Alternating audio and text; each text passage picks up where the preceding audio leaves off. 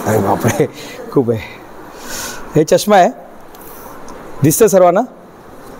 दिसतं ना? तिथे बसूनच बघा. सर्वांना चष्मा दिसतंय? हां,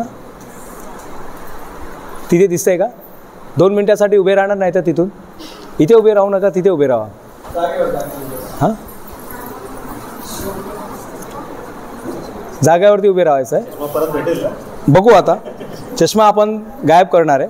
बघू आता काय होणार, मला माहीत नाही. हां सर, त्यांचा रिएक्शन पण तिथे घ्या. हां सर, नाही तर इथून घेतलं तर चालेल सर. इथून म्हणजे त्यांना दिसणार नाही ना. इथून घ्या, इथून या, तुम्ही या साईडला या. प्रयत्न करतो आहे मी, काय जादूगर नाही, पण हे एक परत एक विज्ञान आहे, सायन्स आहे. आणि काय होतं बघा,